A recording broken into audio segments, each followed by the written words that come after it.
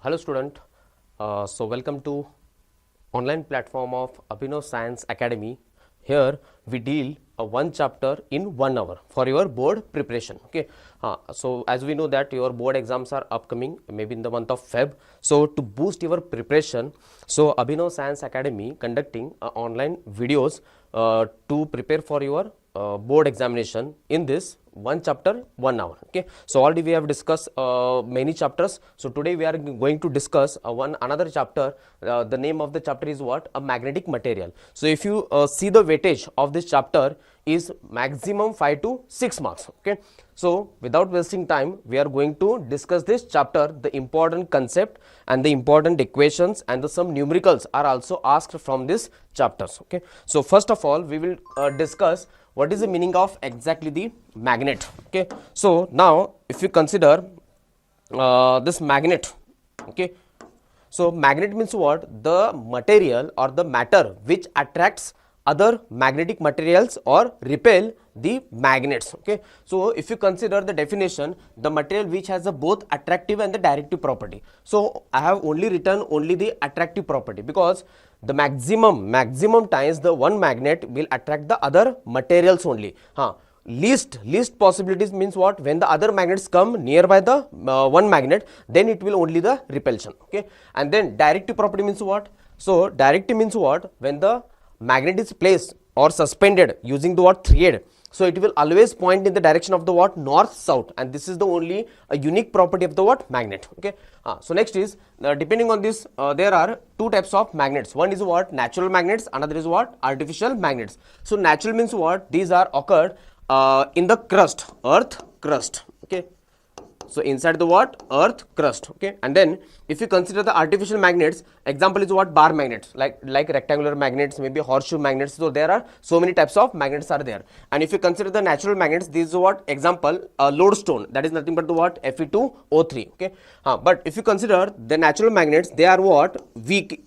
They are what? Weak. And then these are artificial magnets are made using natural magnets. Using what? Natural magnets. Using natural magnets, and their magnetism is very much strong, you can say. Okay, so their magnetism is what? A little bit stronger compared to what? This one, natural magnets. So there is a what? A stronger magnetism. Okay, and they do not have any shape. Okay, so do not have a proper shape. Do not have a what? Proper shape. But here if you consider a different shapes are available. Different shapes are available. Okay, like horseshoe magnets, maybe rectangular magnets, maybe you can say circular magnets. There are what? Different types of magnets are available. Okay, so this is the basic information regarding the what? Types of magnets. So next is we are going to deal with what? Some basic terms related to what? Magnet. Because to know, ठीक आहे, जर तुम्हाला समजा काही magnetism बद्दल काहीतरी जाणून घ्यायचं असेल तर तुम्हाला या सगळ्या गोष्टी तुम्हाला डिफाइन करता यायला पाहिजे. ठीक आहे, त्याच्यामध्ये फर्स्ट आहे मॅग्नेटिक फील्ड. ओके, तो मॅग्नेटिक फील्ड म्हणजेच काय? समजा हा जर एक मॅग्नेट असेल आणि इथं जर नॉर्थ पोल असेल आणि इथं जर साऊथ पोल असेल. Okay, so around this magnet there is what? Imaginary field lines that start from north pole ends at south pole and continue. Start from north pole south ends at south and then continue. Again start from north ends at south and again continue. Start from north, ends at south and again continue. So such imaginary field lines are called as what? Magnetic field lines, and it is present everywhere around the magnetic material or around the what? Magnet. Okay, if you take the smaller magnet, larger magnet, doesn't matter, the magnetic field lines are present. So such things around the magnet is known as what? Magnetic field lines. And next is magnetic poles. Okay, so if you consider the magnetic poles, these things, so if you consider this south pole and the north pole, these are the known as what? Two poles. These are the known as two poles. Okay, so doesn't matter type of magnet. If it is magnet, every magnet consists of one north pole and south pole. Okay, and then if you consider the pole strength. Okay, so what is exactly the pole strength? Now I will take another magnet. Suppose this is a north pole and this is what? A south pole. Okay, so now this is north pole and this is what? South pole. Now suppose if you consider at this north pole and at this south pole the magnetic field is much stronger. Okay, magnetic field is much stronger means what? This north pole or either maybe the south pole, they have the what? Some kind of strength. They have the some kind of what? Strength, and that strength is measured in terms of what? Pole strength. Okay, so pole strength is represented to what? Qm, and here is also what? Qm. Okay, so that is a magnetic pole strength. This is also what? Magnetic pole strength. Unlike if you consider the positive charge and then negative charge, this is what? Dipole. So this charge has a Q and this is what? Minus Q. So their charge is measured in what? Coulomb. Their charge is measured in what? Coulomb. Similarly, the charge is measured in coulomb. Similarly, the north pole and the south pole, their strength is measured in terms of what? Pole strength. Okay, and that pole strength is represented to what? Qm. Okay, and if you consider the unit of the pole strength, unit of the pole strength, the unit of pole strength is ampere meter. The unit of the pole strength is what? Ampere meter. So remember this unit. Okay, so I will write it down here, ampere meter, ampere meter. Okay, तर हे थोडंसं तुम्ही unit लक्षात घ्यायला पाहिजे. Okay, हां, तर pole strength झालं. तर पोल स्ट्रेंथ म्हणजेच काय? जे नॉर्थ पोल आहे आणि साऊथ पोल आहे त्यांची ताकद आपण कशामध्ये काय म्हणतो? त्याला पोल स्ट्रेंथ. आणि ती ताकद कशामध्ये मेजर करतो आपण? एम्पियर मीटर मध्ये. Okay, and then after that we will take this dipole moment. Okay, if you consider the dipole moment, जसं इलेक्ट्रिक डायपोल मध्ये इलेक्ट्रिक डायपोल मोमेंट असते त्याला आपण पी ने रिप्रेझेंट करतो. That is nothing but what? 2a multiply by q. तर similarly if you consider this one, suppose this is the north pole and this is a south pole and they are separated by some distance, suppose 12. Okay, तर तुम्ही इथं ना electric dipole सोबत compare करू शकता. ठीक आहे, तर इलेक्ट्रिक डायपोल पण मी इथं ड्रॉ करतो. ठीक आहे, positive and this is negative, that means plus Q charge and this is minus Q charge and they are separated by some distance of 2a. Okay, हा, मग याला पण एक डायपोल मोमेंट असतोय आणि तो डायपोल मोमेंट कुठून पॉईंट करतो? Negative to positive, and that dipole moment is nothing but the what? 2a multiply by q. Dipole moment is nothing but what? 2a multiply by q. Similarly याला पण एक dipole moment असतो and that dipole moment is pointing from the what? South to north. Okay, so that is given by m is nothing but distance 2l multiply by what? Pole strength, multiply by what? Pole strength. ठीक आहे, त्यामुळे हे जे equation आहे ते इथंच equation same आहे. Okay, so it is pole strength, it is charge, and this is distance between the pole and this is distance between the what? Two charges. Okay, and next is if you talk about the unit, so we'll talk about the unit of this dipole moment. तर इथं dipole moment चं unit काय असणार आहे? Charge is coulomb and distance is 2a. So charge is coulomb and distance is what? 2a. That is measured in meter. So it becomes what? Coulomb meter. तर इथं काय होणार आहे?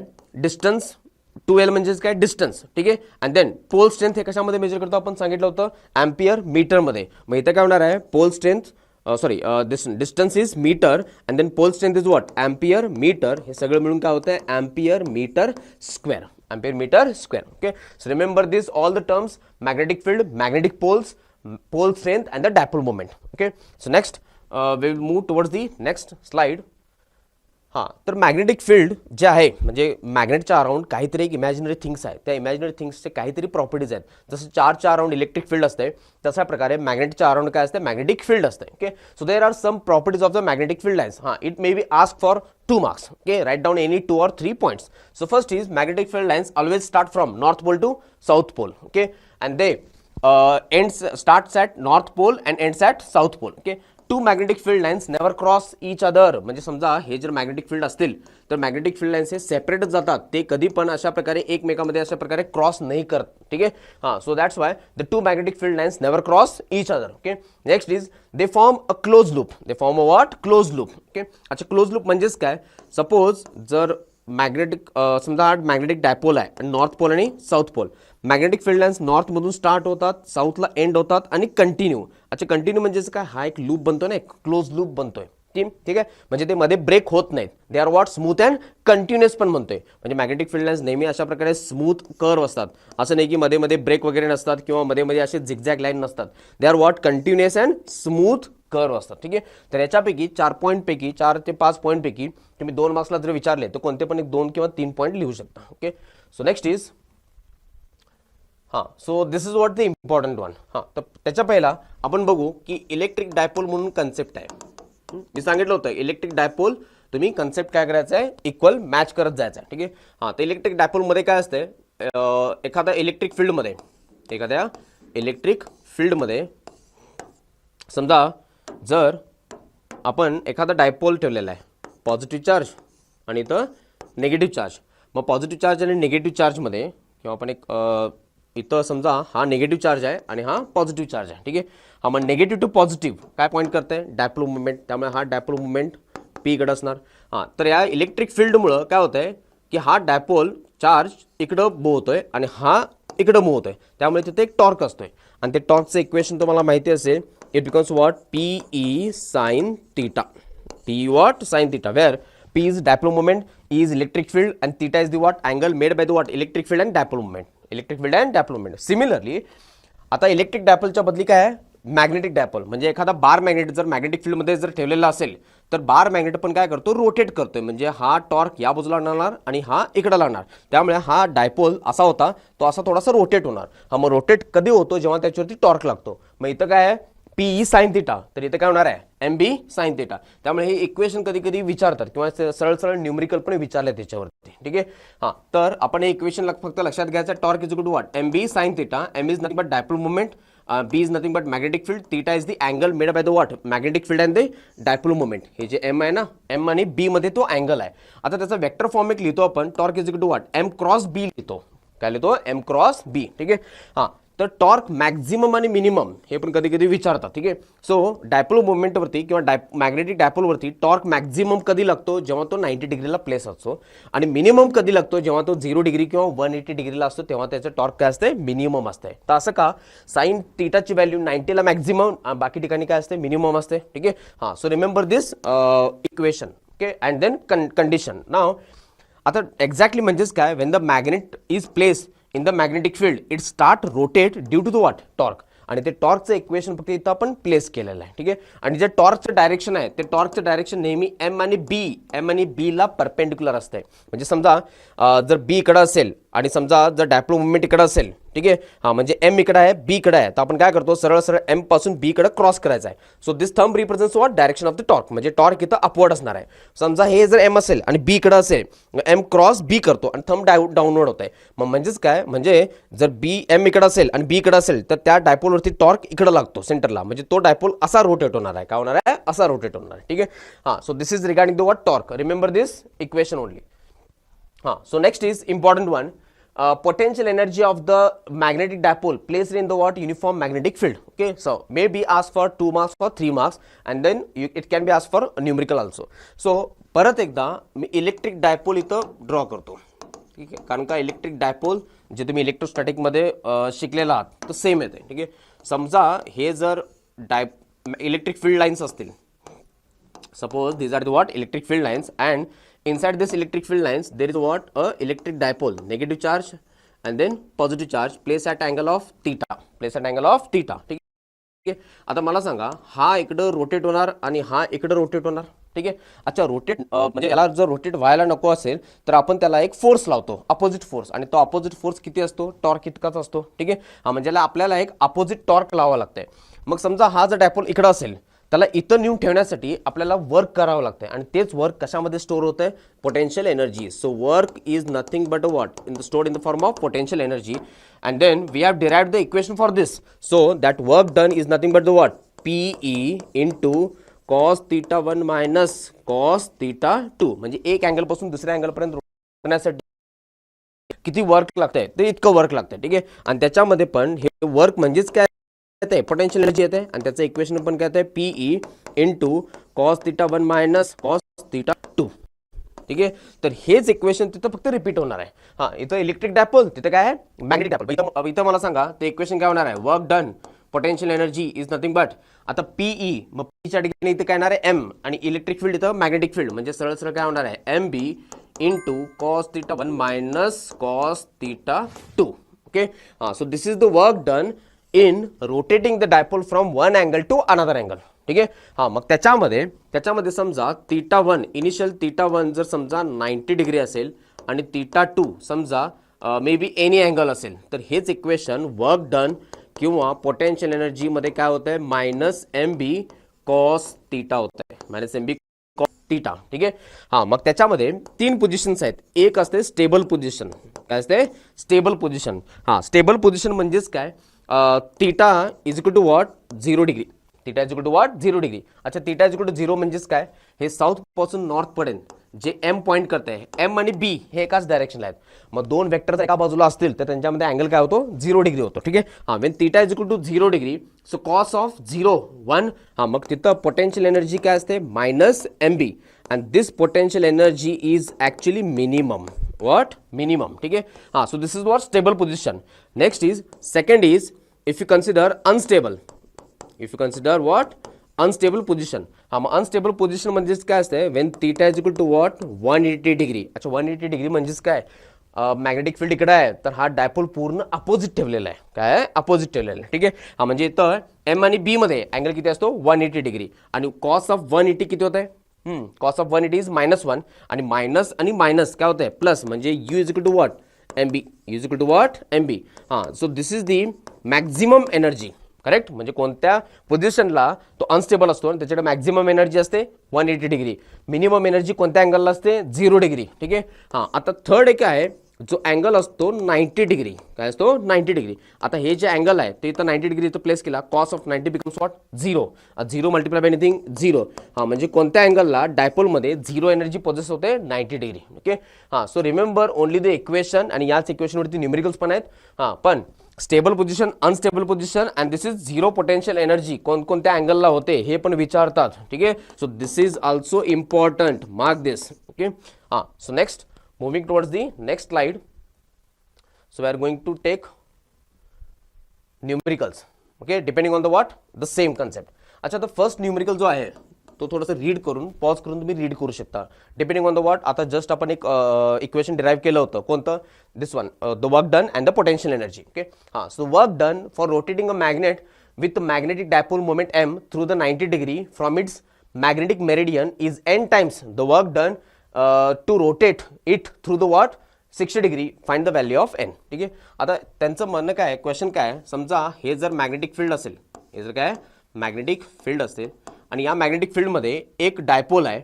अच्छा तो डायपोल इनिशियली मॅग्नेटिक मेरिडियनमध्ये ठेवलेला आहे, म्हणजे इथं साऊथ पोल असणार आणि इथं नॉर्थ पोल असणार. हा म्हणजेच एमचं डायरेक्शन आणि बीचं डायरेक्शन काय आहे सेम, म्हणजे इनिशियल थीटा जो आहे तो 0 डिग्री आहे. Theta 1 is equal to what 0 degree. ठीक आहे. हां तर त्याच्यानंतर काय म्हटलेत, या डायपोलला 90 डिग्रीला प्लेस केलेत, 90 डिग्रीला प्लेस केलेत. मग या डायपोलला 90 डिग्रीला म्हणजे थीटा 2 90 डिग्रीला प्लेस करायला काहीतरी वर्क डन लागणार आहे W1. करेक्ट. ओके. हां त्याच्यानंतर म्हटलेत परत या डायपोलला 60 डिग्रीला प्लेस करायला. ठीक आहे. एक झाला 90 डिग्री, आता किती आहे 60 डिग्रीला प्लेस करायला, म्हणजे theta 2 is equal to what 60 डिग्रीला, तर वर्क डन आहे W2. वर्क डन काय आहे W2. ठीक आहे. हां तर त्यांनी इक्वेशन दिलेत, the work done in rotating a dipole from meridian that means 0 degree to 90 degree is equal to what n times the work done rotating the same dipole from 0 degree to what 60 degree. ठीक आहे. त्यामुळे आपण एक equation करू शकतो that is work done to rotate the dipole from 0 to 90 degree. Correct. So I will take this as 0 to 90 degree.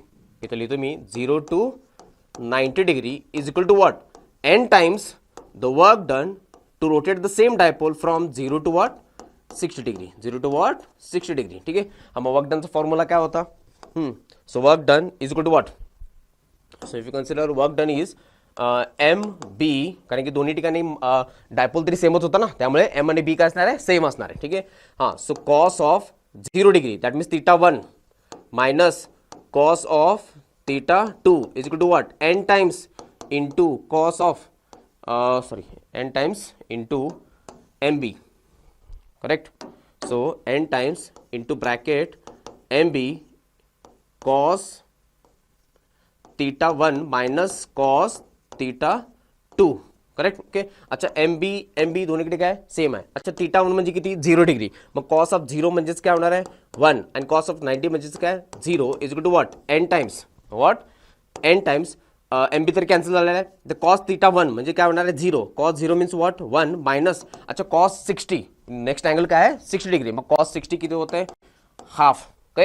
हां so it becomes what 1 is equal to what n into 1 minus half becomes what half. मग इथं n ची value किती आली 2 आली, n ची value किती आली 2 आली. ठीक आहे. तर हा एक न्यूमेरिकल तुम्ही थोडंसं बघून घ्या. ओके. हां तर next numerical is on the same line टॉर्कचं इक्वेशन यूज करायचं आहे. ठीक आहे, त्यामुळे तुम्हाला मी फक्त हिंट देतो, बाकी न्यूमेरिकल ते तुम्ही सॉल्व करायचं आहे.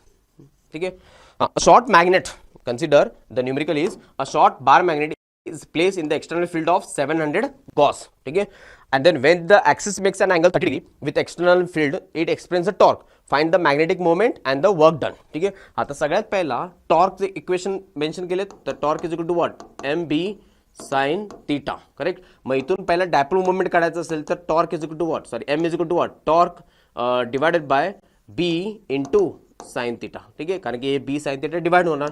So M is equal to what, torque किती दिले, 0.014 and magnetic field is how much, 700 gauss. मग तुम्हाला माहिती आहे की 1 gauss, so I will write it down here, 1 gauss is 10 to the power of -4 tesla असते.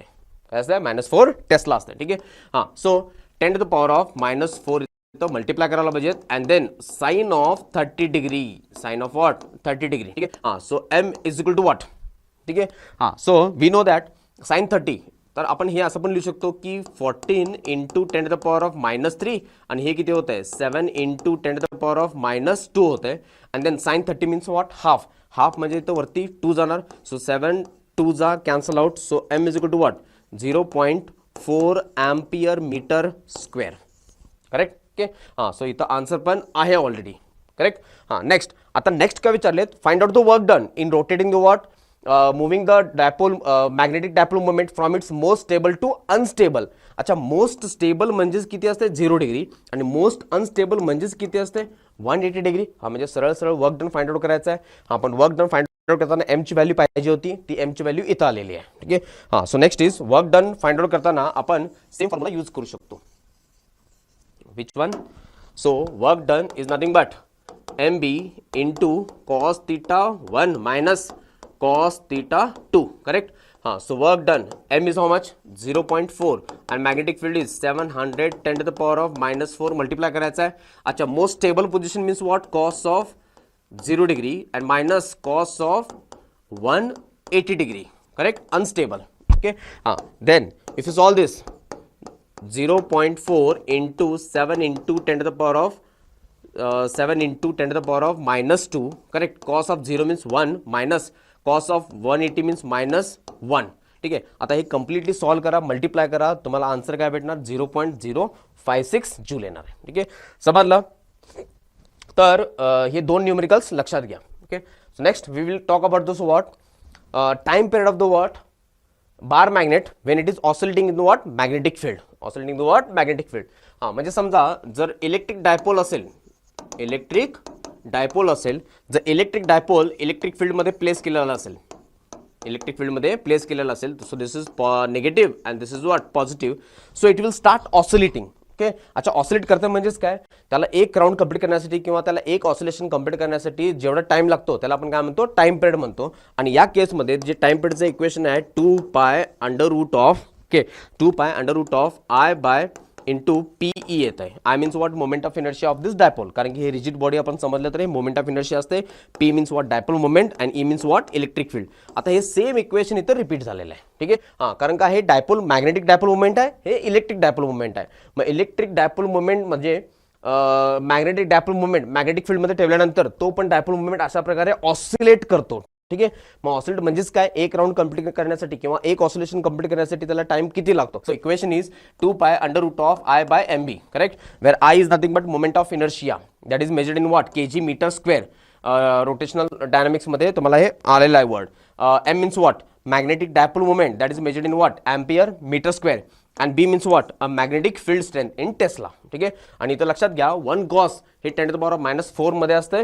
त्यामुळे जेव्हा पण व्हॅल्यू गॉसमध्ये असेल तर त्याला फक्त multiply by 10 to the power of -4 करा, ते तुमचं टेस्लामध्ये होऊन जाईल. ठीक आहे, हां, so depending on this equation we are going to solve a numerical. Okay, हां, तर समजा example number 11.1 and then another example.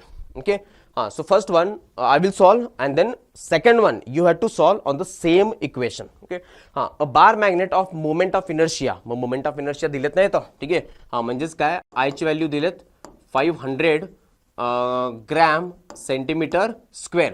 पण आपल्याला कशामध्ये पाहिजेत, केजी मीटर स्क्वेअरमध्ये पाहिजेत. मग 500 मग ग्रॅमचं केजीमध्ये -3 मध्ये कन्वर्ट होतं आहे आणि सेंटीमीटर स्क्वेअरचं मीटर स्क्वेअरमध्ये काय होणार, 10⁻⁻⁴ मध्ये होणार आहे. काय होणार आहे, -4. आणि हे काय होणार आहे, मीटर स्क्वेअर. कारण की 1 सेंटीमीटर म्हणजे किती, 10⁻⁻2. त्याचं स्क्वेअर केलं की -4. म्हणजे मोमेंट ऑफ इनर्शिया किती होतं आहे, 5 × 10⁻⁻7 sorry 500 × 10⁻⁻7 metre 7 kg metre square येणार आहे. ठीक आहे. हां, मग याला तुम्ही अजून शॉर्टकट करू शकता. हे 2 0 काढून टाकला की 5 × 10⁻⁻5 होते, -5 kg मीटर स्क्वेअर होते. ठीक आहे. And then magnetic field is also given. म्हणजे बीची व्हॅल्यू दिलेत तिथं 0.36 गॉस म्हटलेत. सो 0.36 मग सांगितलं होतं ना, 0.36 गॉस असेल तर just you have to multiply by 10⁻⁻4 हे टेस्लामध्ये होणार आहे. हां, मग याला तुम्ही अजून शॉर्टकट करू शकता. दॅट इज 36 × 10⁻⁻6 टेस्ला करू शकता, कारण की कॅल्क्युलेशनला इझी होतं ना. ठीक आहे. आता इथं बघा, you had to find out what is the magnetic moment. म्हणजे सरळ सरळ एम व्हॅल्यू विचारलेत. काय विचारलेत, एम व्हॅल्यू. हां, मोमेंट ऑफ इनर्शिया दिलेत, बी दिलेत. म्हणजे डेफिनेटली कोणतं इक्वेशन यूज होणार आहे, तर आपला तो टाइम पिरियडचा इक्वेशन आहे 2π√IM/b हा इक्वेशन यूज होणार आहे. ठीक आहे. हां, पण हे सॉल्व्ह करण्यासाठी एमची व्हॅल्यू फाइंड आउट करायचं आहे. बी दिलेत, आय दिलेत, 2π तरी कॉन्स्टंट आहे. But what about the T. ठीक आहे, टाइम पिरियड तरी दिले नाहीत.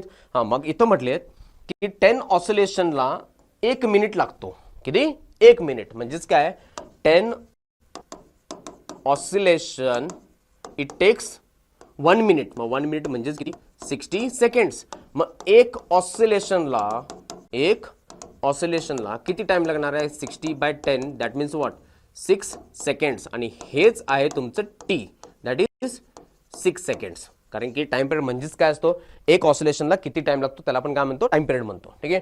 हां, मग आता टीची व्हॅल्यू सापडलेली आहे. So we will take that equation. आता आपल्याला एम काढायचा आहे, पण एम रूटमध्ये आहे ना. आपण काय करू, सरळ सरळ या इक्वेशनला स्क्वेअर करू.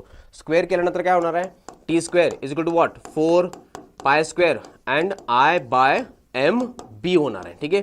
मग आपल्याला टार्गेट काय, आता एम काढायचा आहे. एम इकडे घ्या.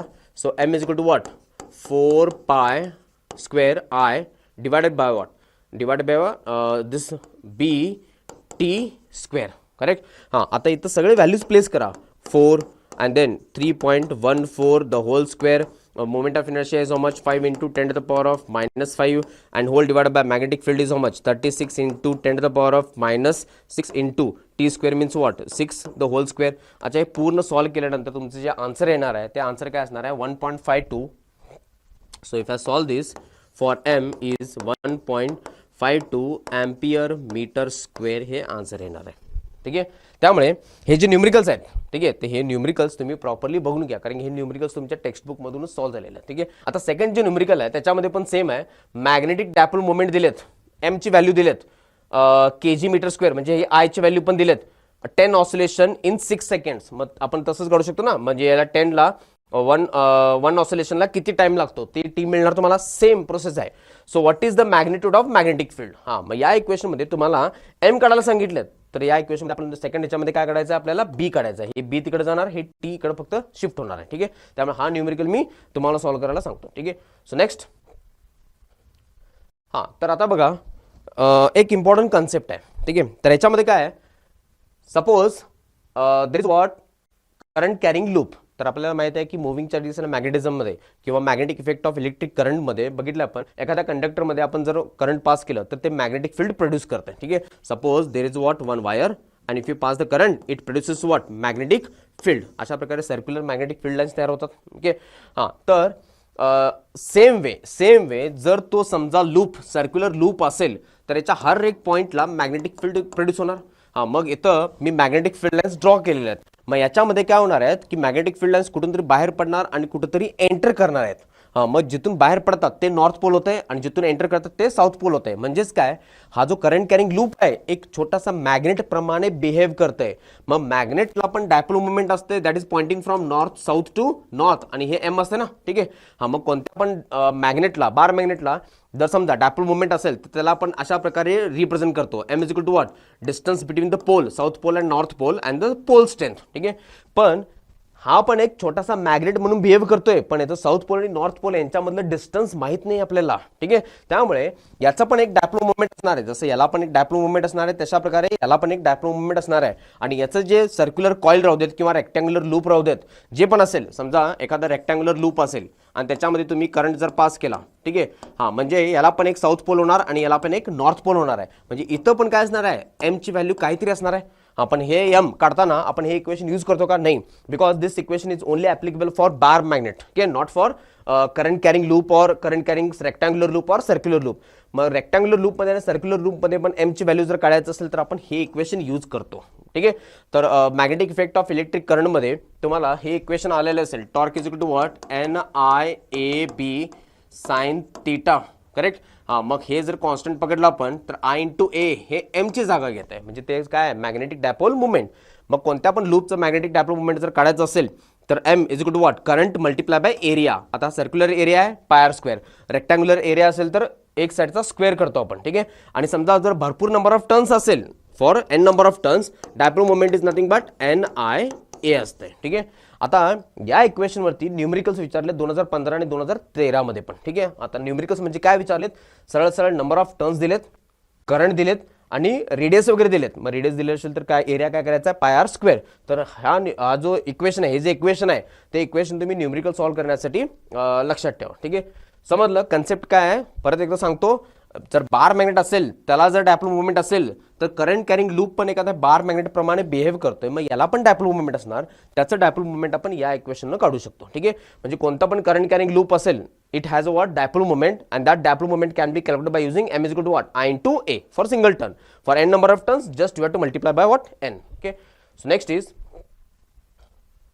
हां, so this is what the important one. ठीक आहे, आता जसं मी सांगितलं की करंट कॅरिंग लूपमध्ये डायपोल मुवमेंट असतोय, त्याचं M is equal to what, I into A करू शकतो. तर similarly magnetic dipole movement of an revolving electron around the what, nucleus. तर समजा जर हायड्रोजनचं ॲटम असेल, त्या हायड्रोजनच्या ॲटम सेंटरला काय असतं, न्यूक्लियस, आणि न्यूक्लियसच्या अराउंड काय असतो, एक इलेक्ट्रॉन फिरत असतो. मग ते इलेक्ट्रॉनचं फिरणं आणि सर्क्युलर कॉईलमध्ये करंट असणं, या दोन्ही सिमिलर गोष्टी आहेत ना. ठीक आहे, हां, म्हणजेच काय, हे जे इलेक्ट्रॉनचं रेव्होल्युशन आहे अराउंड द व्हॉट, न्यूक्लियस, आणि करंट कॅरिंग कंडक्टर ही दिसायला सेम आहे.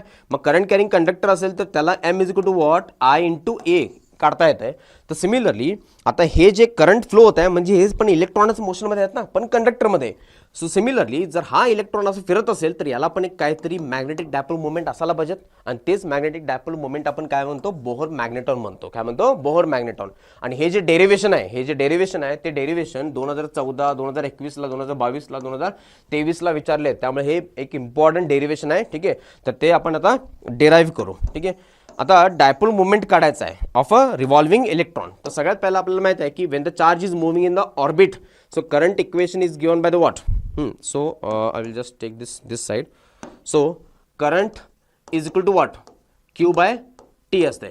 मग Qच्या ठिकाणी इलेक्ट्रॉन आहे, इलेक्ट्रॉनचा चार्ज E, आणि एक राऊंड कंप्लीट करण्यासाठी टाइम किती लागतो, T लागतो. ठीक आहे, हां, so during the one complete round speed is equal to what, distance upon time असते. हां, मग time is equal to what, एक राऊंडमध्ये 2πr हे सर्कम्फरन्स होत आहे, आणि व्हेलॉसिटी म्हणजे V होत आहे. तर हे Tच्या ठिकाणी इथं हे प्लेस करा. So it becomes what, I is equal to what, E divided by 2πr divided by V, आणि it becomes what, EV divided by 2πr. EV divided by what, 2πr. ठीक आहे, हां, so this is what your I equation. Okay, so now we know that. आता dipole movement काय असतं, current multiply by area असते, current multiply by area. हा, मग या करंटच्या ठिकाणी आपण हे इक्वेशन देऊ शकतो, EV divided by what, 2πr multiply by pi r square, multiply by what, pi r square. अच्छा, pi cancel out, 1r cancel out. So finally you will have the dipole moment as EVR divided by what, 2m, sorry, divided by what, 2. So I will just cancel this. So only 2 is left, pi cancel out, r cancel out, so EVR, correct. So आता हे जे m आहे ते आपण dipole मुवमेंटला represent करतो, पण आपण इथं डायपोल मुवमेंट कशाचं फाइंड आउट करतो, इलेक्ट्रॉनचं. त्यामुळे त्याला थोडंसं नोटेशन आपण वेगळं देतोय. So instead of using this m we are going to use the another symbol, that is mu e. What, mu e. So this is the dipole moment of revolving electron. Okay, so what I will do, so mu e is nothing but EVR divided by 2. I will just multiply by m and divided by m. मग हे equation क्या होणार आहे, E that is MVR and divided by what, 2m. तर आपण असं का केलेलं आहे, कारण का आपल्याला माहिती आहे, सो सबस्टिट्यूशनचे जे टर्म्स आहेत ते मी इथं लिहितो. Angular momentum is nothing but the what, MVR येते. Angular momentum is what, MVR. मग या इक्वेशनमध्ये मला MVR पाहिजे होतं म्हणून मी m मल्टिप्लाय केलं आहे, मग डिवाइड पण तेवढंच करायला पाहिजे. ठीक आहे, हां, मग या MVRच्या ठिकाणी आपण काय प्लेस करू शकतो, it becomes what, angular momentum. So dipole moment of the electron is nothing but the what, E, correct, sorry, charge multiply by L divided by what, 2m, divided by what, 2m. Okay, so I will just take this mu and divide by angular momentum E by 2m. अच्छा, या रेशोला आपण काय म्हणतो, gyromagnetic ratio म्हणतो. What, gyromagnetic ratio, what, gyromagnetic ratio. ठीक आहे, त्यामुळे derivation इथं संपलेलं नाही आहे, इथं मी लिहिलेलं आहे गायरोमॅग्नेटिक रेशो. करेक्ट, हां. तर गायरोमॅग्नेटिक रेशो, तर हे 2 मार्क्सला डेफिनेशन पण विचारतात, 2 मार्क्सला किंवा 1 मार्क्सला डेफिनेशन पण विचारतात. तर डिफाईन कसं करायचं आहे, it is the ratio of that is magnetic. ठीक आहे, it is the ratio of the what, magnetic dipole moment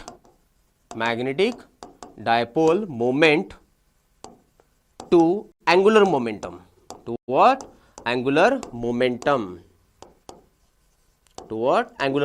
आता इथं म्यू ई म्हणजे what, dipole moment, L means what, angular momentum. तर या रेशोला आपण काय म्हणतो, गायरोमॅग्नेटिक रेशो. आणि तो जो व्हॅल्यू आहे mu E divided by L, ती जी व्हॅल्यू आहे ते almost 8.85 10 to the power of 8.88 something 10 to the power of 10 coulomb per kg येते. त्यामुळे ही व्हॅल्यू पण लक्षात घ्या for MCQ purpose, for what, MCQ purpose. ठीक आहे, हां. तर नेक्स्ट वन, अजून थोडंसं म्हणजे याच्यामध्ये डेरिव्हेशन आहे, तर हे डेफिनेशन थोडंसं लक्षात घ्या, कारण की मी हे कम्प्लीट रब करणार आहे, लिहिण्यासाठी जागा पाहिजेत आपल्याला. हां, तो next is, so I will take this as again, but we know that quantisation condition NH divide by 2π असतं, माहीत आहे, बोहर क्वांटायझेशन कंडिशन ॲटम चॅप्टरमध्ये. हां, मग सिमिलरली हे जर L मी इथं प्लेस केलं, so mu E is equal to what, E divide by 2m multiply by NH divide by 2π होणार आहे. ठीक आहे, त्यामुळे mu E is equal to what, NEH divided by 4πm.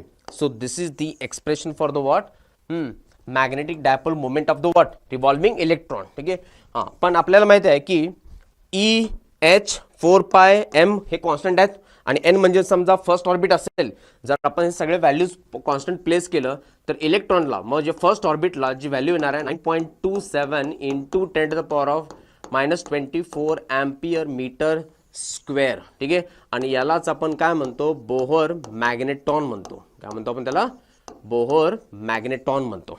ठीक आहे, हां. तर समजलं, हे डेरिव्हेशन फार इम्पॉर्टंट आहे. तर पूर्ण इथून आपण आय इक्वेशन यूज करून त्याच्यामध्ये सबस्टिट्यूट करून फायनली गायरोमॅग्नेटिक रेशोपर्यंत गेलो होतो. त्याच्यानंतर बोहर्स क्वांटायझेशन कंडिशन प्लेस केली होती. कंडिशन प्लेस केल्यानंतर हे एक इक्वेशन मिळते, all are constant, charge Planck's constant, 4π constant, mass of the electron, n means what, first orbit. हे प्लेस केल्यानंतर तुम्हाला एक व्हॅल्यू मिळते आणि यालाच आपण काय म्हणतो, बोहर मॅग्नेटॉन म्हणतो. ठीक आहे, हां. तर बोहर मॅग्नेटॉन का, it is a minimum value.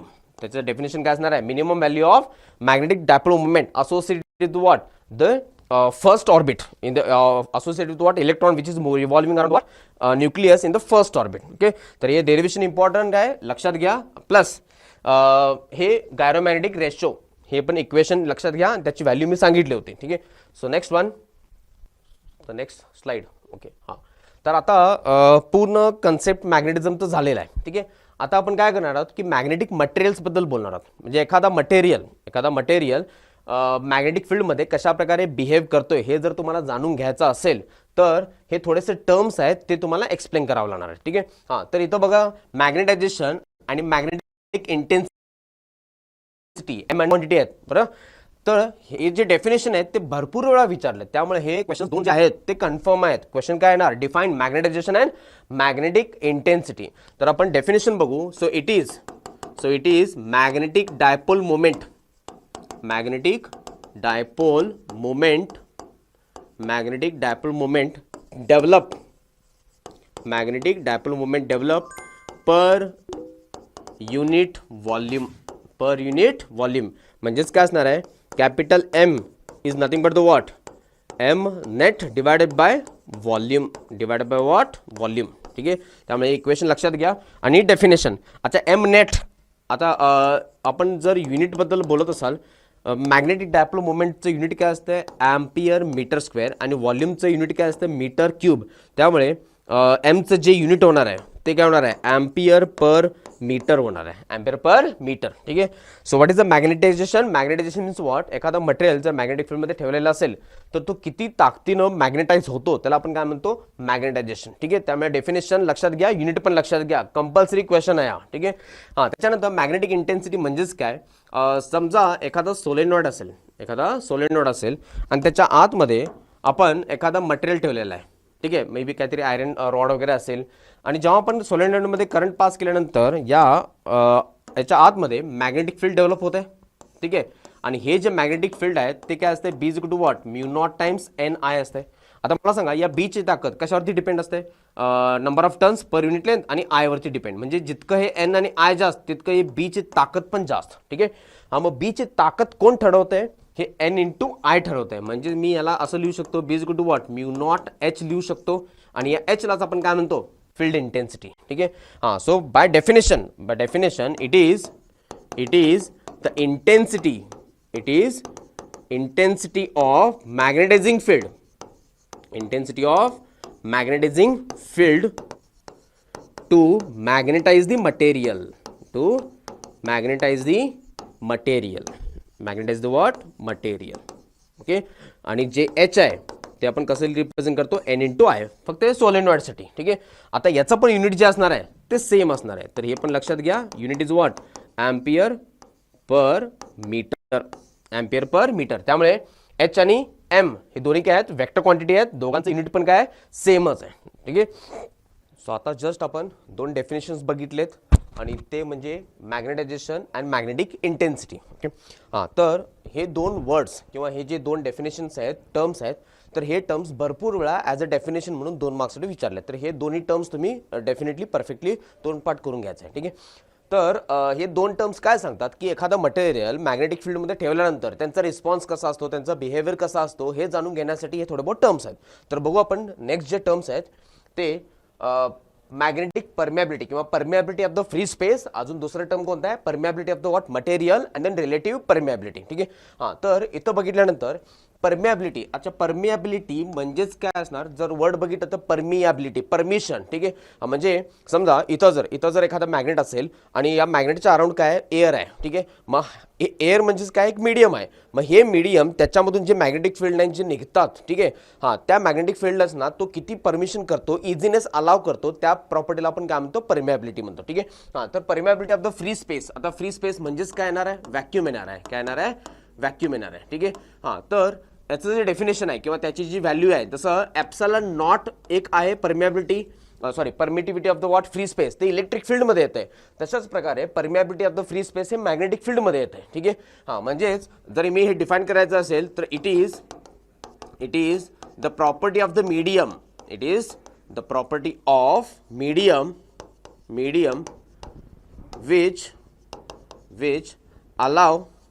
which allow the magnetic field lines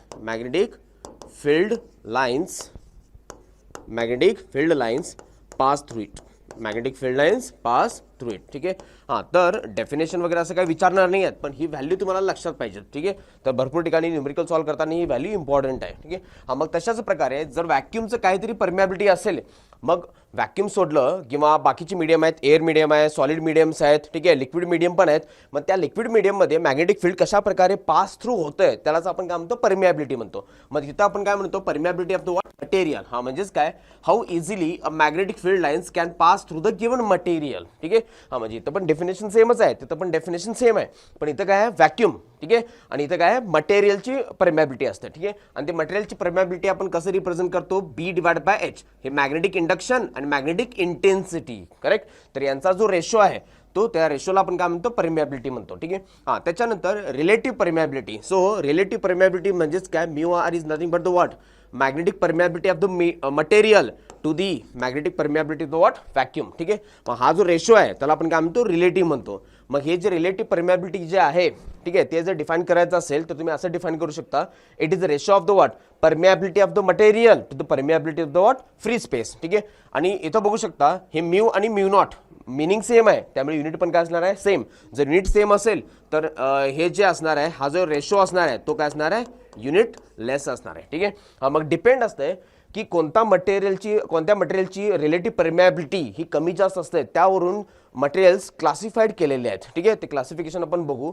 so next अजून एक टर्म आहे तर त्याच्यामध्ये मॅग्नेटिक ससेप्टिबिलिटी येते. ठीक आहे, तर मॅग्नेटिक ससेप्टिबिलिटी जो डेफिनेशन आहे ते 2023 ला विचारले होते. ठीक आहे, सो मॅग्नेटिक ससेप्टिबिलिटी डिफाईन करायच्या अगोदर मी इथं साईडला एक इमेज आहे. ठीक आहे, इथं बघू शकता, तर याच्यामध्ये वाचू शकता तुम्ही, the magnetic susceptibility it is measure indicates how measures of the response of the given material to the external applied field. In other words, indicates how much magnetization will be produced in a given substance when it is kept in the what magnetic field lines. When it is kept in the what magnetic field lines. हा म्हणजेच काय, थोडे मटेरियल्सना magnetic field lines फार आवडतात. ठीक आहे, त्यामुळे ते सगळे मॅग्नेटिक फील्ड लाईन्स घेतात. थोड्या मटेरियल्सना कमी आवडतात, थोड्या मटेरियल्सना मॅग्नेटिक फील्ड लाईन्स बिलकुल आवडत नाहीत, त्यामुळे ते मॅग्नेटिक फील्ड लाईनपासून दूर पळतात. ठीक आहे, हा म्हणजे एखाद्या मटेरियलला मॅग्नेटिक फील्ड लाईन्स किती आवडते किंवा एखादा मटेरियल मॅग्नेटिक फील्ड लाईन्समध्ये तो किती रिस्पॉन्स करतो, त्या रिस्पॉन्स करण्याच्या प्रॉपर्टीला आपण काय म्हणतो ससेप्टिबिलिटी म्हणतो. ठीक आहे, हा म्हणजे समजून घेण्यासाठी तुम्ही हे डेफिनेशन वाचू शकता, पण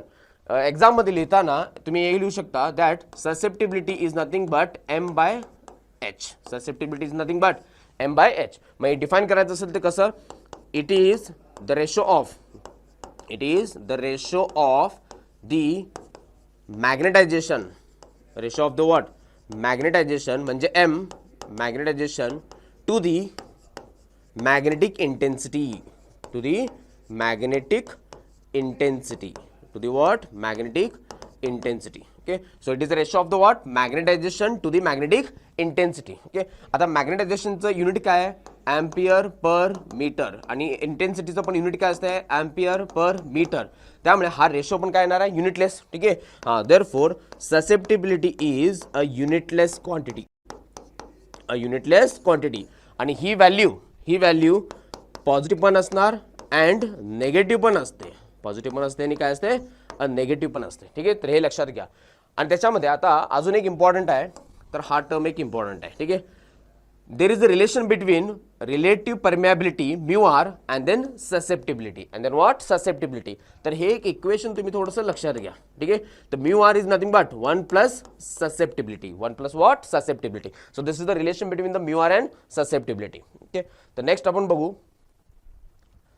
So depending on this susceptibility, depending on this what permeability, relative permeability, तर युनिवर्समध्ये तुमच्या आजूबाजूला जितके पण सॉलिड लिक्विड गॅस हे जे मीडियम मटेरियल्स आहेत ते सगळे मटेरियल्स 3 कॅटेगरीमध्ये क्लासिफाईड केलेत. डिपेंडिंग ते कसे मॅग्नेटिक फील्डमध्ये रिस्पॉन्स करतात त्याच्यावरती त्यांनी 3 क्लासिफिकेशन केलेत. ठीक आहे, तर 3 क्लासिफिकेशन काय आहेत, आता हे जे क्लासिफिकेशन म्हणतोय मी, तर डायमॅग्नेटिक मटेरियल पण येणार, पॅरामॅग्नेटिक मटेरियल पण येणार आणि फेरोमॅग्नेटिक मटेरियल पण येणार. ठीक आहे, आता हे क्लासिफिकेशन कोणत्या आधारे केलेलं आहे, classification depending on the what susceptibility, एखादा मटेरियल मॅग्नेटिक फील्डमध्ये कसा रिस्पॉन्स करतो त्याच्यावरून हे क्लासिफिकेशन केलेले आहेत. आणि परत म्यू आर म्हणजे कोणत्या मटेरियलचं परमियाबिलिटी जास्त आहे कमी आहे त्याच्यावरून हे क्लासिफिकेशन केलेलं आहे. ठीक आहे, हां, आता हे जे क्लासिफिकेशन आहे हे दर एक्झामला तुमच्या बोर्डच्या एक्झामला डेफिनेटली 3 मार्क्सला कंपल्सरी विचारलेत. म्हणजे काय, difference between the diamagnetic and paramagnetic, difference between the diamagnetic and ferromagnetic, difference between the paramagnetic and ferromagnetic. ठीक आहे, तर अशा प्रकारे ते 3 डिफरन्स आहेत. मग त्याच्यामध्ये तुम्ही 3 ते 4 पॉईंट लिहू शकता. तर आपण एक एक मटेरियल आपण थोडंसं डिस्कस करू. हां, तर पहिला जो मटेरियल आहे तो कोणता आहे डायमॅग्नेटिक मटेरियल. ठीक आहे, आता इथं थोडंसं मी प्रॉपरली लिहिलेलं आहे आणि एक्झाममध्ये तुम्हाला हेच पॉईंट्स लिहायचे आहेत. ठीक आहे, तर डायमॅग्नेटिक मटेरियल म्हणजेच काय, जे materials which repel weakly by the magnetic field, bye the what magnetic field. म्हणजे समजा इथं जर एखादा मॅग्नेट असेल साऊथ पोल नॉर्थ पोल आणि इथं जर तुम्ही एक डायमॅग्नेटिक मटेरियल ठेवलेलं आहे. ठीक आहे, तर मॅग्नेटिक फील्ड लाईन्स हे असे जातात. ठीक आहे, तर मॅग्नेटिक फील्ड लाईन्स इथं काय असतात स्ट्रॉंग असतात आणि इकडे काय असतात मॅग्नेटिक फील्ड लाईन्स वीक असतात. ठीक आहे. So this material become a diamagnetic then it will repel. It will what repel म्हणजे तो मॅग्नेटिक फील्ड पासून नेहमी दूर जाणार आहे. ठीक आहे. हा दूर जातो म्हणजेच काय strong to weak. Strong to what weak. हा मग इथं तेच लिहिलेलं आहे the material which repel weakly by the magnets. ठीक आहे. And then move from stronger part to weaker part. Stronger part to what weaker part. तो नेहमी स्ट्रॉंग पार्ट पासून वीक पार्ट कडे जातो तो. ठीक आहे. आणि त्याची जी ससेप्टिबिलिटी असते low and negative. Susceptibility is low and negative. हा मग त्याला आपण असं लिहू शकतो susceptibility is less than 0 but more than -1. ठीक आहे. म्हणजे या रेंजमध्येच त्याची ससेप्टिबिलिटी असते. ठीक आहे. तर इथं एमसीक्यू पण पार्ट येऊ शकतो कोणत्या मटेरियलची ससेप्टिबिलिटी लो अँड निगेटिव्ह असते. ठीक आहे. तर तो मटेरियल कोणता असतो diamagnetic material. Okay.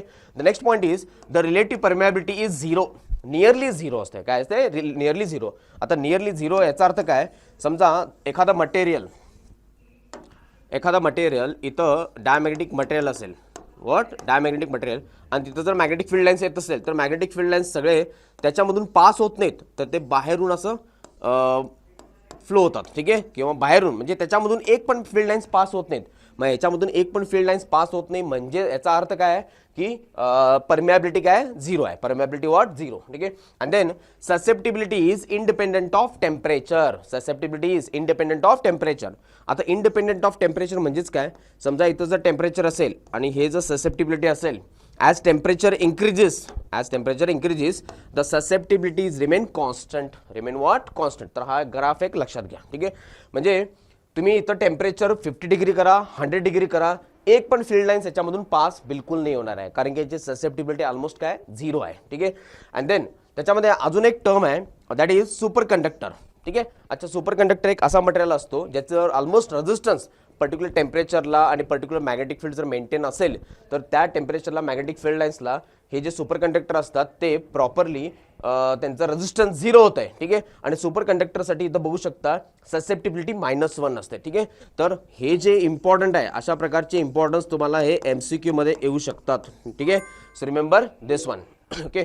Next one आता याच्यामध्ये मेसनर इफेक्ट एक आहे बघा. तो काय मेसनर इफेक्ट आहे. ठीक आहे. आता मेसनर इफेक्ट म्हणजेच काय the phenomena of perfect diamagnetism in a superconductor is called as what Meissner effect. ठीक आहे.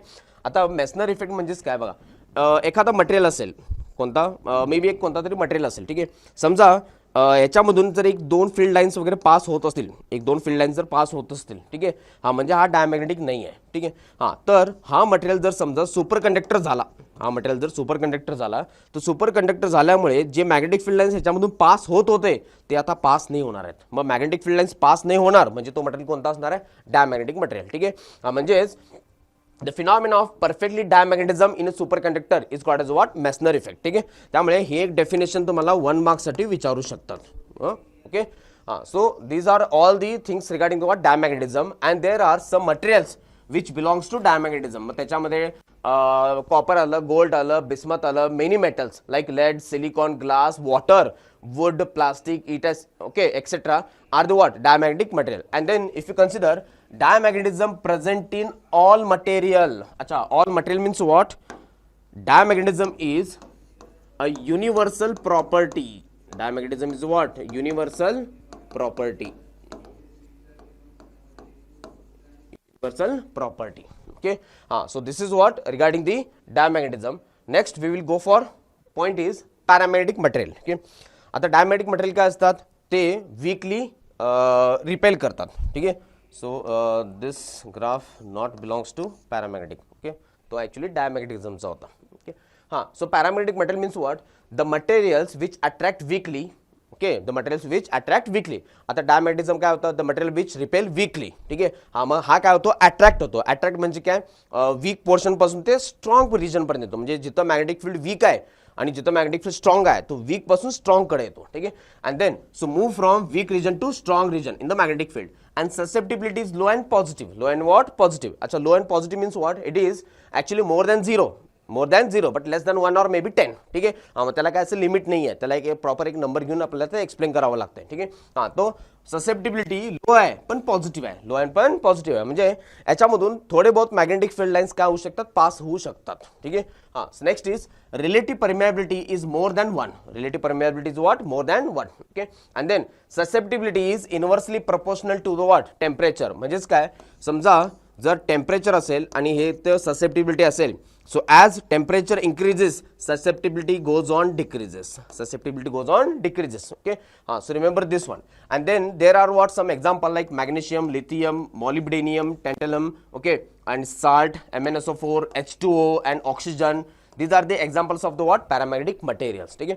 तर जेव्हा आपण डिफरन्स बिटवीन द पॅरामॅग्नेटिक आणि डायमॅग्नेटिक असं विचारतात, हे 3-4 पॉईंट तरी फक्त लिहिला तरी चालतंय. ठीक आहे. समजा एक्झाम्पल्स वगैरे आठवत नसेल तर ॲटलिस्ट 1, 2, 3, 4 त्या ह्याच्यामध्ये पण डायमॅग्नेटिझममध्ये पण हे 4 पॉईंट लिहिला तरी चालतंय. ठीक आहे.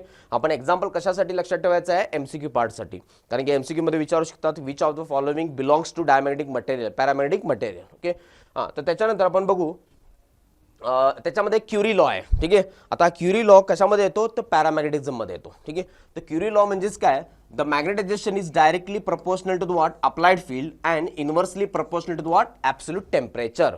आता जस्ट मी सांगितलं होतं की susceptibility is inversely proportional to temperature, correct, and susceptibility is directly proportional to what, magnetisation. ठीक आहे. मग सॉरी मॅग्नेटिक फील्ड इथे काय असणार आहे, मॅग्नेटिक फील्ड असणार आहे बी. मग इथं मॅग्नेटायझेशन. ठीक आहे. तर याचं सेंटेन्स जे वेगळं थोडंसं वेगळं आहे. Magnetisation is directly proportional to what, magnetic field applied and then inversely proportional to what, temperature. Inversely proportional to what, temperature. ठीक आहे. आता हे प्रपोर्शनलिटी सिम्बॉल काढल्यानंतर M is equal to what, CBT. ठीक आहे. तर ॲक्च्युली यालाच आपण काय म्हणतो, क्युरी लॉ म्हणतो. तर क्युरी लॉ हा 2 मार्क्ससाठी तुम्हाला विचारू शकतात. ठीक आहे. त्यामुळे फक्त 2 मार्क्ससाठी लक्षात घ्या, सेंटेन्स प्लस इक्वेशन. ठीक आहे. Where C is nothing but the what, Curie constant. C is nothing but the what, Curie constant.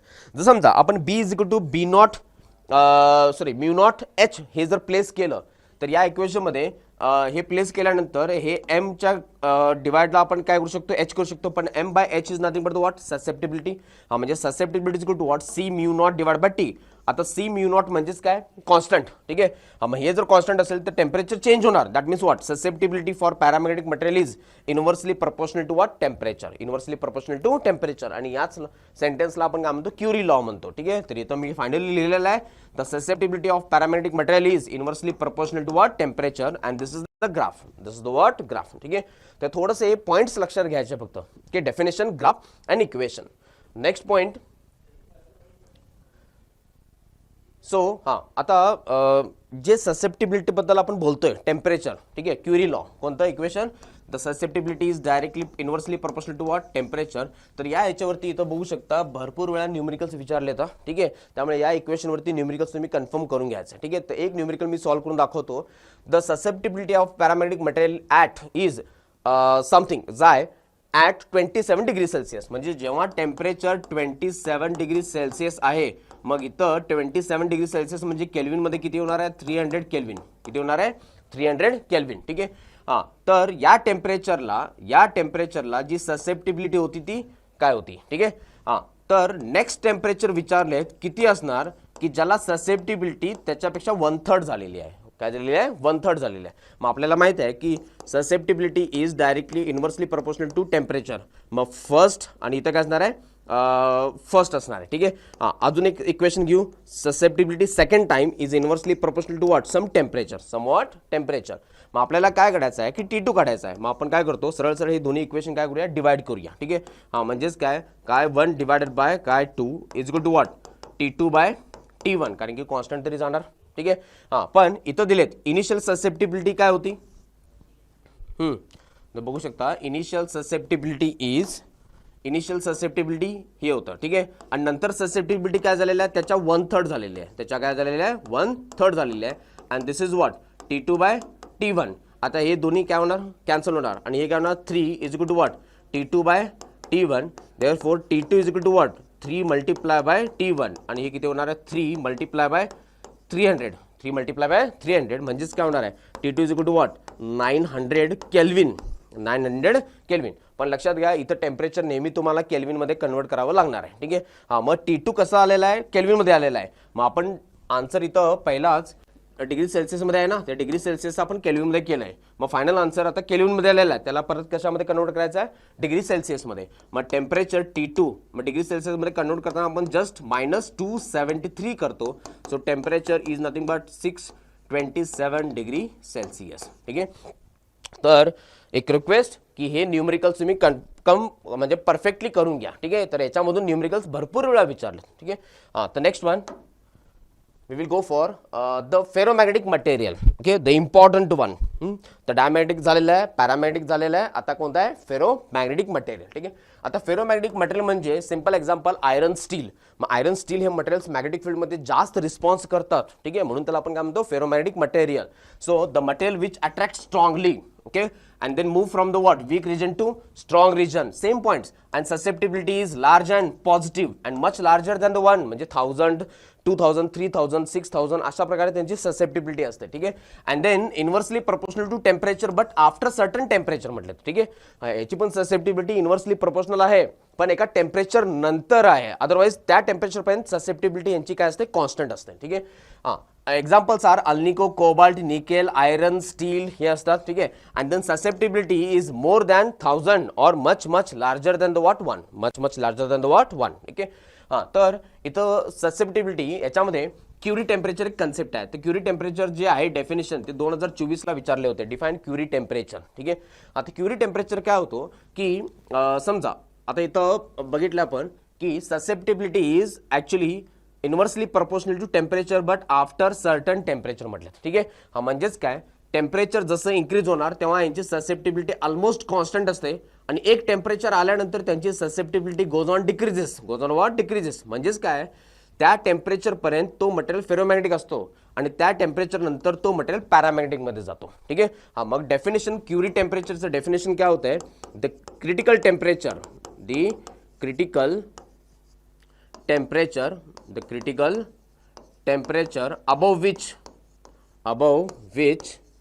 above which ferromagnetic material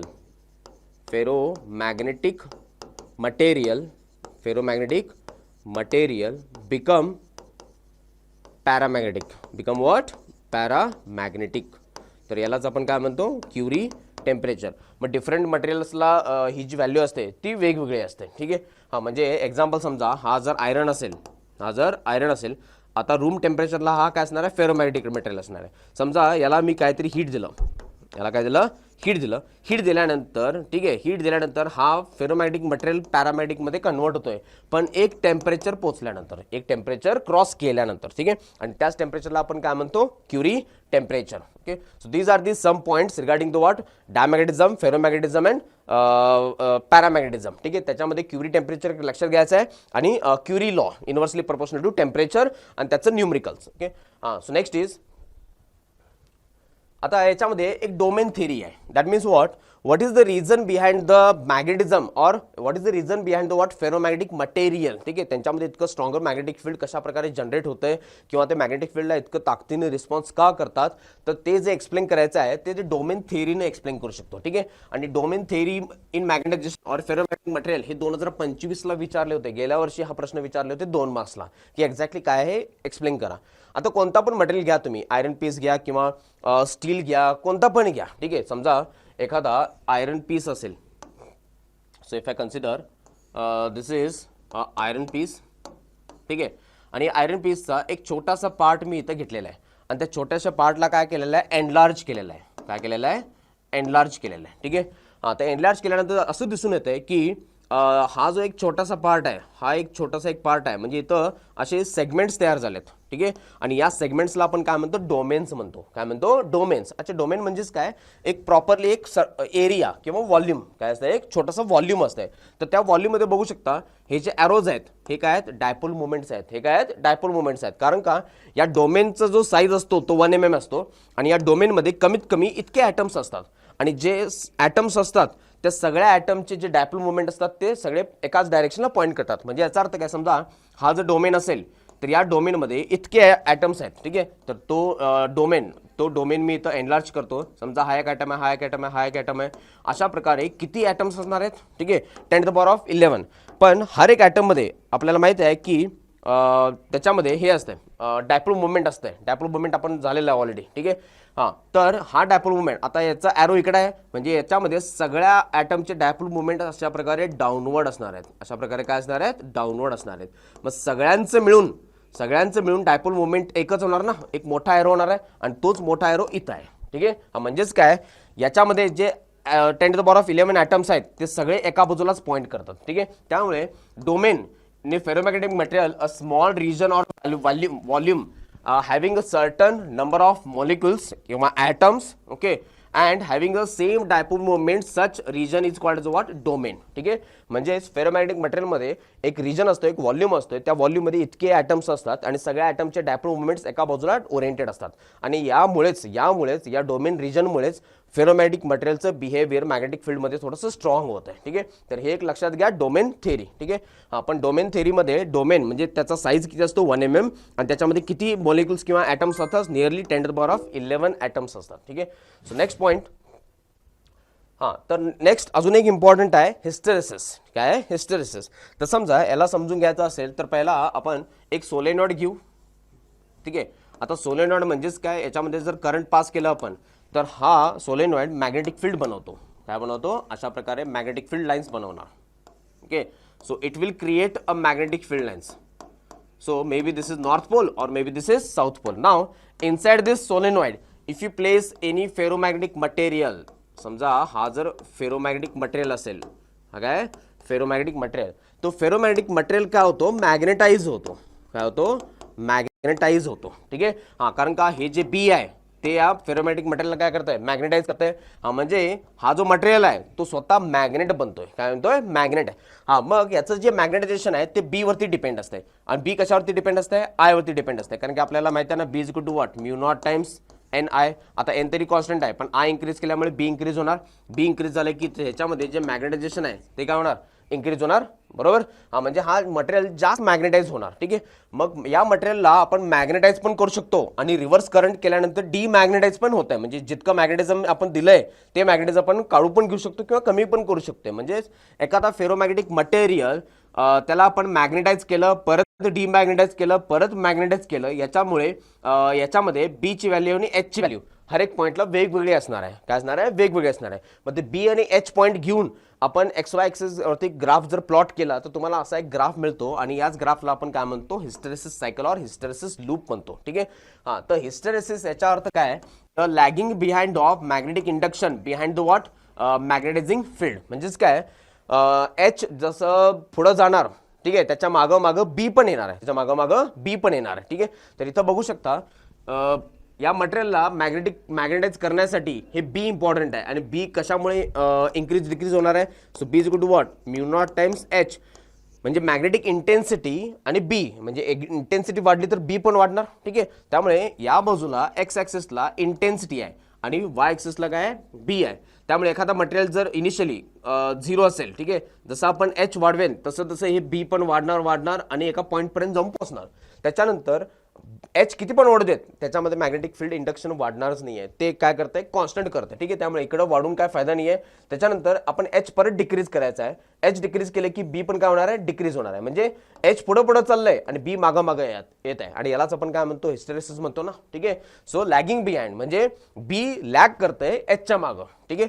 हां, देन आता एच कम्प्लिटली 0 झालेला आहे तर हे जे बी आहे ते 0 नाही झालेलं आहे, तिथं काहीतरी व्हॅल्यू आहे आणि त्याच व्हॅल्यूला आपण काय म्हणतो? रिटेंटिव्हिटी म्हणतो. काय म्हणतो आपण त्याला? रिटेंटिव्हिटी. ठीक आहे. हां, तर हे वर्ड आपण नंतर डिफाईन करूया. जेव्हा एच 0 म्हणजे हे आपण जे मॅग्नेटिक फील्ड सोलेनॉइड जे प्रोड्यूस करते ते 0 जरी झालं तर या मटेरियलमध्ये थोडं बहुत मॅग्नेटिझम शिल्लक असतंय आणि त्याच थोडे बहुत मॅग्नेटिझम शिल्लकला आपण काय म्हणतो? रिटेंटिव्हिटी म्हणतो आणि त्याला आपण बी आर न रिप्रेझेंट करतो. ठीक आहे. हां, सो नेक्स्ट इज परत त्याला काय करायचं? आपण निगेटिव्हकडे डिक्रीज करायचं आहे. ठीक आहे. हा, म्हणजे एच निगेटिव्हला घेऊन जायचं आहे. ठीक आहे.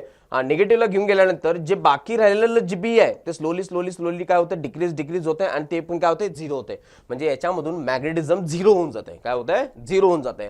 म्हणजेच एचच्या कोणत्या तरी एका निगेटिव्ह व्हॅल्यूला बी ची व्हॅल्यू 0 होते. इथं बी ची व्हॅल्यू काय होते? 0 होते. ठीक आहे. आणि त्याच एच व्हॅल्यूला आपण काय म्हणतो? कोएर्सिव्हिटी म्हणतो. त्याला आपण कसं रिप्रेझेंट करतो? HC म्हणतो. काय म्हणतो आपण त्याला? HC. ठीक आहे. हां, तर परत आपण जर समजा निगेटिव्हकडे अजून वाढवलं तर हा असं जाणार. ठीक आहे. त्याच्यानंतर मग इकडे कॉन्स्टंट, तसं इकडे कॉन्स्टंट होणार, तसं इकडे निगेटिव्ह, इकडे कॉन्स्टंट. मग इकडे वाढून काय फायदा आहे का? नाही. परत त्याला निगेटिव्ह पासून झिरोकडे घेऊन जायचं आहे. म्हणजे एच जेव्हा निगेटिव्ह पासून ते झिरोकडे जातोय तेव्हा हा ग्राफ असा जातोय आणि परत इथं हे होतं. ठीक आहे. आणि याला पण आपण रिटेंटिव्हिटी म्हणतो ना, की अपोजिट साइड मॅग्नेटिक फील्ड काहीतरी असतंय. सिमिलरली परत त्याला पॉझिटिव्हकडे इन्क्रीज केल्यानंतर तो ग्राफ इकडे जाऊन भेटतोय. ठीक आहे. हा म्हणजे इकडून सुरुवात होते, इकडे परत मीट होतोय, तर यालाच आपण काय म्हणतो? लूप म्हणतोय. काय म्हणतोय? लूप म्हणतोय. म्हणजे इथं आपण मॅग्नेटाइज करतोय, परत डीमॅग्नेटाइज करतोय, परत मॅग्नेटाइज करतोय. ठीक आहे. आणि याच प्रोसेसला आपण काय म्हणतो? हिस्टेरिसिस किंवा मॅग्नेटायझेशन म्हणू शकता तुम्ही. ठीक आहे. हा, तर याच्यामध्ये फक्त नुसतं दोन गोष्टी लक्षात घ्यायच्या आहेत, कोएर्सिव्हिटी आणि रिटेंटिव्हिटी. ठीक आहे. हा, तर ते आपण टर्म्स डिफाइन करू. What is the meaning of coercivity and retentivity? ठीक आहे. तर रिटेंटिव्हिटी म्हणजेच काय? दोन्ही पण डेफिनेशन विचारलेत बघा, 2025 ला विचारलेत. ओके. हा, so the magnetic field induction और magnetic field retain in material, in a what? Material, even magnetizing field becomes zero. becomes what? Zero. ठीक आहे. तर त्याला आपण काय म्हणतो? रिटेंटिव्हिटी म्हणतो. म्हणजे समजा मॅग्नेटिक एक्सटर्नल मॅग्नेटिक फील्ड जे त्याला मॅग्नेटाइज करत आहे ते जरी झिरो असेल, थोड्या टाइम पुरतं किंवा थोडा बहुत मॅग्नेटिझम काय असतं त्याच्यामध्ये मटेरियलमध्ये शिल्लक असते, आणि त्या शिल्लक किंवा बाकी मॅग्नेटिझमला आपण काय म्हणतो? रिटेंटिव्हिटी म्हणतो. ठीक आहे. आणि याच रिटेंटिव्हिटीला झिरो करण्यासाठी जे निगेटिव्ह मॅग्नेटिक इंटेन्सिटी असते त्याला आपण काय म्हणतो? कोएर्सिव्हिटी म्हणतो. ठीक आहे. हां, सो द रिटार्डिंग म्हणजेच काय? ते निगेटिव्ह येते. Retarding magnetizing field or retarding magnetic intensity at which retentivity becomes zero. Retentivity becomes what? Zero. ठीक आहे. हा, म्हणजेच काय होतंय? HC ला BR झिरो होतंय. HC ला काय होतंय? BR झिरो होते. ठीक आहे. त्यामुळे 2025 ला आणि 2025 ला हे दोन्ही डेफिनेशन विचारले होते. ठीक आहे. हा, मग आता एखादा मटेरियल, ठीक आहे, त्याच्यामध्ये मॅग्नेटिझम किती बाकी राहतंय, even the magnetic field is what? Absent. त्याच्यावरून दोन मटेरियल्स आपण क्लासिफाईड करू शकतो, ferromagnetic material, hard ferromagnetic material आणि सॉफ्ट फेरोमॅग्नेटिक मटेरियल. अच्छा, हार्ड म्हणजेच काय? की मॅग्नेटिक फील्ड जरी झिरो झालं त्याच्यामध्ये थोडं बहुत मॅग्नेटिझम काय असतं? शिल्लक असते. त्याला आपण काय म्हणतो? Hard magnetic. ठीक आहे. आणि सॉफ्ट मॅग्नेटिक म्हणजेच काय? जसं तुमचं मॅग्नेटिक फील्ड जर कमी झालं तर त्याच्यामधून पण मॅग्नेटिक फील्ड काय होते? कमी होते. ठीक आहे. हां, तर नेक्स्ट पॉईंट आपण बघू, परमनंट मॅग्नेट्स अँड इलेक्ट्रोमॅग्नेट्स. ठीक आहे. आता परमनंट मॅग्नेटचं एक्झाम्पल काय? बार मॅग्नेट. ठीक आहे. आणि इलेक्ट्रोमॅग्नेट म्हणजेच काय? सोलेनॉइड किंवा टोरॉइड, जे करंटमुळे मॅग्नेटिक फील्ड प्रोड्यूस करतात. आता बघा, बार मॅग्नेट त्याचं मॅग्नेटिक फील्ड नेहमीच असतं ना. ठीक आहे. तर अशा मटेरियल आपण काय म्हणतो? Permanent magnets. ठीक आहे. हां, the material which retain their magnetism for longer time. For what? Longer time. ठीक आहे. एक्झाम्पल काय असते? बार मॅग्नेट असते, नॉर्थ पोल, साऊथ पोल. तर यांचं मॅग्नेटिझम नेहमीच असतं ना, त्याच्यामधून काही कमी जास्त होत नाही. हां, ते electromagnets means what? The current carrying solenoid, current carrying solenoid किंवा कंडक्टर म्हणू शकता तुम्ही. ठीक आहे. Solenoid produces magnetism. Produces what? Magnetism unless current passes through it.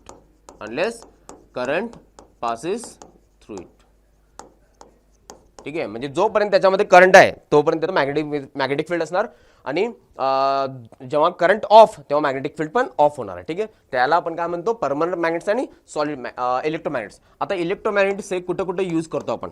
ठीक आहे. आता परमनंट मॅग्नेट्स म्हटलं तर भरपूर ठिकाणी आपण यूज करतो. ठीक आहे.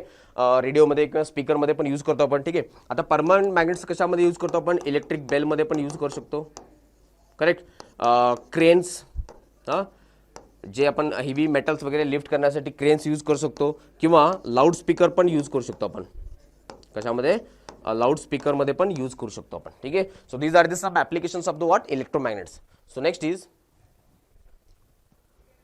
हां, आता एक लास्ट आहे जे मॅग्नेटिक शिल्डिंग आहे. काय म्हणतो आपण त्याला? Magnetic shielding. ठीक आहे. आता शिल्डिंग इलेक्ट्रोस्टॅटिकमध्ये पण आहे की इलेक्ट्रोस्टॅटिक शिल्डिंग, तशा प्रकारे मॅग्नेटिक शिल्डिंग म्हणजेच काय? प्रोटेक्ट करणं. शिल्डिंग म्हणजे काय असते? प्रोटेक्ट करणं. ठीक आहे. तर इथं बघू शकता इथं नॉर्थ पोल आहे आणि इथं साऊथ पोल आहे. मग नॉर्थ पोल आणि साऊथ पोलमुळे इथं काय असणार आहे, मॅग्नेटिक फील्ड लाईन्स असणार असे. ठीक आहे, म्हणजे हर एक रिजनमध्ये मॅग्नेटिक फील्ड लाईन्स आहेत. हर एक रिजनमध्ये काय आहेत, मॅग्नेटिक फील्ड लाईन्स आहेत. मग समजा मला या रिजनमध्ये फील्ड लाईन्स नको आहेत, मग त्या ठिकाणी काय करणार मी, एखादा फेरोमॅग्नेटिक मटेरियल, कोणता फेरोमॅग्नेटिक मटेरियल, पण तो कसा असणार आहे, क्लोज असणार आहे. कसा असणार आहे, क्लोज असणार आहे. मग क्लोज म्हणजेच काय असणार आहे, स्पेरिकल शेल. कोणता असणार आहे, स्पेरिकल शेलमध्ये. म्हणजे एखादा समजा एखादा फुटबॉल किंवा एखादा असं रिंग, ठीक आहे, स्पेरिकल शेल म्हणतो आपण त्याला. इथं मटेरियल नसते, पण हे काय आउटर आहे नाही. ठीक आहे, मग समजा हा जर एखादा मॅग्नेटिक फील्डमध्ये जर ठेवलेला असेल तर ते मॅग्नेटिक फील्ड लाईन्स अशा प्रकारे पास होणार. अशा प्रकारे काय होणार, पास होणार. ठीक आहे, हा म्हणजे सगळे मॅग्नेटिक फील्ड लाईन्स या मटेरियलमधून पास होणार. पण इथं मॅग्नेटिक फील्ड लाईन 0 होत आहे. मग या रिजनमध्ये जेव्हा मॅग्नेटिक फील्ड लाईन 0 होते त्याला आपण काय म्हणतो, शिल्डिंग म्हणतो. म्हणजे इतका एरिया आपण मॅग्नेटिक फील्ड पासून काय केलं, प्रोटेक्ट केलंय. ठीक आहे, म्हणजे इथून आपण मॅग्नेटिक फील्ड लाईन्स काढून टाकले, त्या प्रोसेसला आपण काय म्हणतो, मॅग्नेटिक शिल्डिंग म्हणतो. ठीक आहे, त्यामुळे डेफिनेशन जर लिहायचं असेल, कारण की हे इम्पॉर्टंट पॉईंट मी काय घेतोय, कारण की हे टेक्स्टबुकमध्ये लास्ट पॉईंटला आहे आणि मे बी कदाचित हे 2 मार्क्सला किंवा 1 मार्क्सला विचारू शकतात. ठीक आहे, तर डेफिनेशन काय आहे, the process of making a region, making a what, a region free from the magnetic field, free from the what, magnetic field, by what, placing a closed ferromagnetic material, closed what, ferromagnetic material. आणि ferromagnetic material म्हणजे रिंगच्या फॉर्ममध्ये किंवा स्पिअरच्या फॉर्ममध्ये जर ठेवल्यानंतर इथं field काय होतं, 0 होतं. त्याच प्रोसेसला आपण काय म्हणतो, मॅग्नेटिक शिल्डिंग म्हणतो. ठीक आहे, आता हे जे टेक्निक आहे शिल्डिंग करून, हे आपण कुठं यूज करतो, the technique is being use in the what, स्पेसशिपमध्ये. ठीक आहे, हा म्हणजे जिथं समजा आपल्याला इलेक्ट्रॉनिक डिव्हाइस ते काहीतरी आहे जे रन होत नाही आहे because of the magnetic field, पण ते डिव्हाइस मॅग्नेटिक फील्ड जिथं नसेल तिथं चांगलं वर्क करत आहे, मग त्या डिव्हाइसला आपण काय करू शकतो, या शिल्डिंगमध्ये ठेवू शकतो जेणेकरून ते चांगलं वर्क करेल. ठीक आहे, त्यामुळे इथं ॲप्लिकेशन्स आहेत. There are high magnetic field lines, magnet needs to be what, shielded by the what, providing a case made of what, soft ferromagnetic material. ठीक आहे, म्हणजे ते जे डिव्हाइस आहेत ते सॉफ्ट फेरोमॅग्नेटिकच्या केसमध्ये ठेवलेलं असेल तर ते प्रॉपरली वर्क करतात, कारण की तिथं फील्ड लाईन्स काय असतात, 0 असतात. ठीक आहे, तर हे या सगळ्या गोष्टी तुम्ही पूर्ण लक्षात घ्या. ठीक आहे, तर हा चॅप्टर म्हणजे इथंच खतम होतोय. तर आपण बघू अजून काही बाकी आहे का.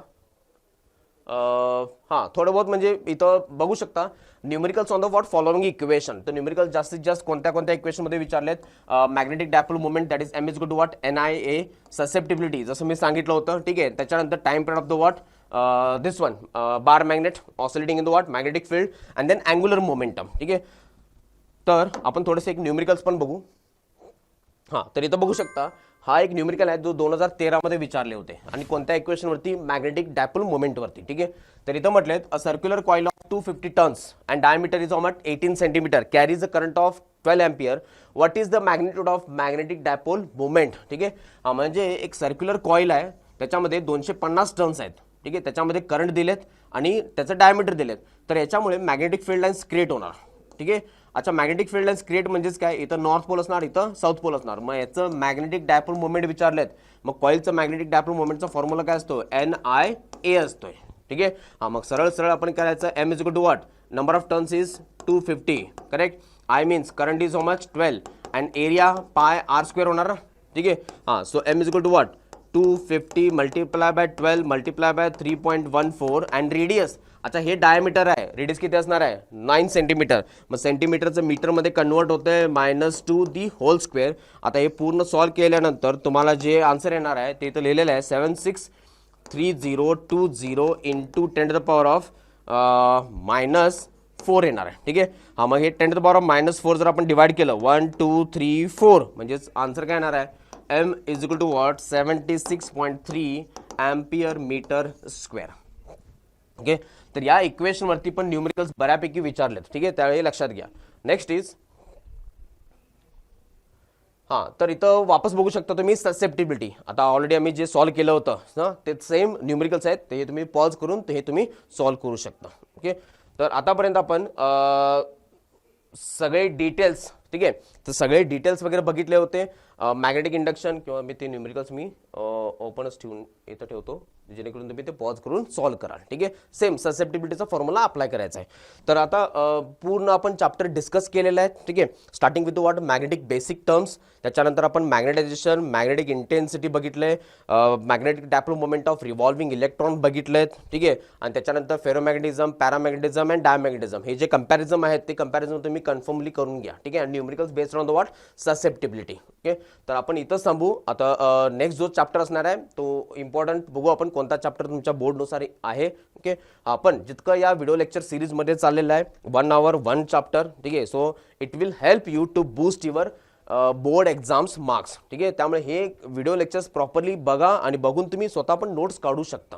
ठीक आहे, तर भेटूया आपण पुढच्या लेक्चर्समध्ये. थँक्यू.